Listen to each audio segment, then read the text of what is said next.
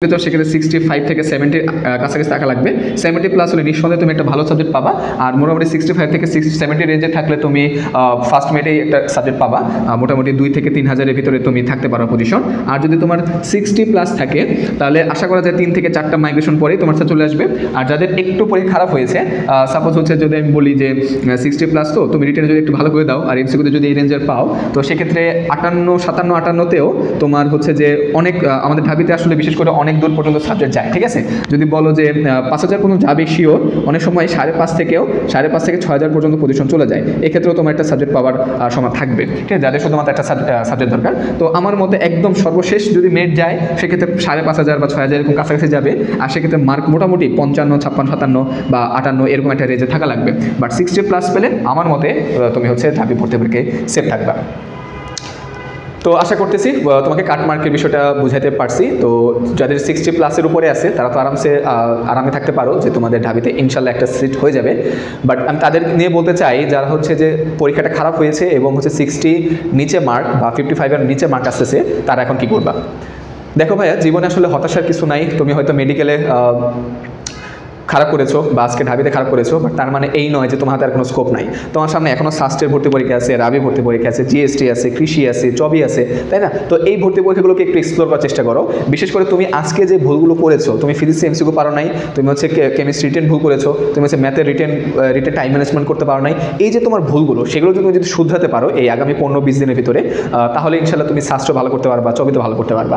আর বিশেষ করে কোশ্চেন ব্যাংকগুলো ভালো করে ফলো করো। ভাইয়ারে যেগুলো বলি এগুলো কিন্তু আমরা এমনি এমনি বলি না, আমরা আমাদের এক্সপিরিয়েন্স থেকে বলি। তো সেগুলো একটু শোনা ট্রাই করো, ঠিক আছে? কোশ্চেন ব্যাংকগুলো খুব ভালো করে ফলো করো। আর টাইম ম্যানেজমেন্টের জন্য বাসায় নিজে নিজে কিছু পরীক্ষা দিতে পারো। তো এই বিষয়গুলো যদি তুমি একটু খেয়াল রাখতে পারো, বিশেষ করে হচ্ছে সূত্রগুলা, ফর্মুলাগুলা, রিভিশন ম্যাটেরিয়ালস, এগুলো যদি তুমি নিজে একটু রেডি করতে পারো, তাহলে আশা করা যায় সামনে ভর্তি পরীক্ষাতে খুব বেশি সমস্যা হওয়ার কথা না। আর দিন শেষে হচ্ছে হতাশা হওয়া যাবে না ভাইয়া।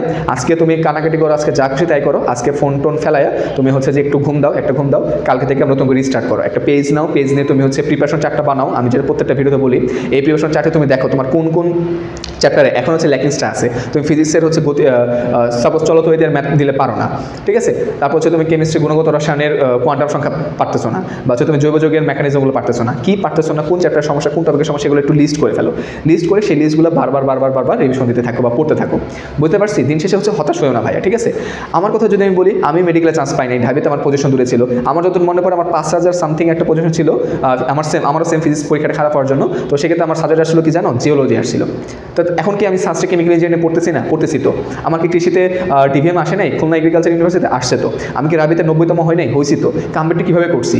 এই যে এভাবে হতাশ হই নাই। আমি যদি হতাশ হইতাম তাহলে দেখা যেত আমার আর কোথাও চান্স হইতো না। বাট আমি হতাশ না হয়ে আমার ভুলগুলো আইডেন্টিফাই করছি। খুব ভালো করে শোনো, আমি মেডিকেলে যে ভুলগুলো করছিলাম, আমি ঢাবিতে অল্পের জন্য যে আমার ভালো একটা সাবজেক্ট আসলো না, বা হচ্ছে আমি ডেন্টালে যে ভুলগুলো করেছিলাম, সেই ভুলগুলো আমি হচ্ছে সেম নোট ডাউন করেছিলাম এবং সেই ভুলগুলো শুধরিয়েছিলাম। আমার এক্সাম হলে প্যানিক করতাম, সেটা আমি পরবর্তী পরীক্ষাগুলোতে শুধরেছিলাম।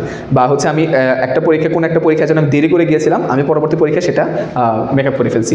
তো এই যে আমার যে ভুলগুলো ছিল একদম ভর্তি পরীক্ষা শুরু থেকে শেষ পর্যন্ত, সেই ভুলগুলো আমি নোট ডাউন করে সেগুলো পরবর্তী পরীক্ষা যাতে আমি না করি সেটার প্রতি আমি ফোকাস ছিলাম। এটা নাম্বার 1। আর নাম্বার 2, পরবর্তী পরীক্ষার জন্য আমি একদম খুব ভালো করে হচ্ছে তোমার কোশ্চেনগুলো ফলো করছি, তা ভাইয়াদের কথাগুলো, গাইডলাইনগুলো মানছি। তো তোমরা যদি সেম কাজগুলো করো ইনশাল্লাহ খুব বেশি কঠিন হবে না। বিশেষ করে তুমি যদি পড়াশোনা করে থাকো এবং হয়তো তোমার অল্পের জন্য এখানে হয়তো পরীক্ষাটা খারাপ হয়ে গেছে, তার জন্য তোমার চিন্তার কিছু নাই বা ডিপ্রেশনে কিছু নাই, ঠিক আছে? হতাশ হয়েও না, লেগে থাকো, হ্যাঁ, ইনশাল্লাহ তোমার পরবর্তী পরীক্ষাগুলোতে একটা ভালো রেজাল্ট হবে। এছাড়াও তোমাদের যাবতীয় যে গাইডলাইনগুলো দরকার সেগুলোর জন্য তো আমরা ভাইয়ারা আসি তোমাদের পাশে, শুধু সেগুলো গাইডলাইনগুলো ফলো করবা।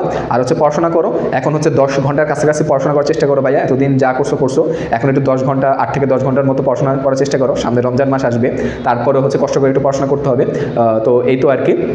আর দিন শেষে বলবো যে হতাশ হও না ভাইয়া, লেগে থাকো। ইনশাল্লাহ এখনও অনেকগুলো পরীক্ষা বাকি আছে, ঠিক আছে? সাস্ট, তারপর হচ্ছে রাবি, চবি, তারপর হচ্ছে আমাদের গুচ্ছ, কৃষি, ঠিক আছে? এতগুলো সাবজেক্ট আছে, এতগুলো সিট আছে তোমার জন্য। তুমি কি পারবা না? একটা সিট কি তোমার হবে না? অবশ্যই হবে। তুমি আরেকটু এফোর্ট দাও, তুমি এখানে যে এফোর্ট দিচ্ছ আরেকটু এফোর্ট দাও, তাহলে ইনশাল্লাহ তুমি ভালো করতে পারবা। তো আজ এই পর্যন্ত থাকলো। তোমাদের যদি পরবর্তীতে কোনো বিষয়ে বা টপিকে ভিডিও দরকার হয় আমাকে অবশ্যই জানাবা, কমেন্টে জানাতে পারো। আমার ফেসবুক আইডি লিঙ্কটা কমেন্টে দেওয়া থাকবে, সেখানে আমাকে নক দিতে পারো। তো তোমাদের যাবতীয় যে কোনো প্রবলেমে আমি তোমাদের সাথে আছি। তো ধন্যবাদ সবাইকে।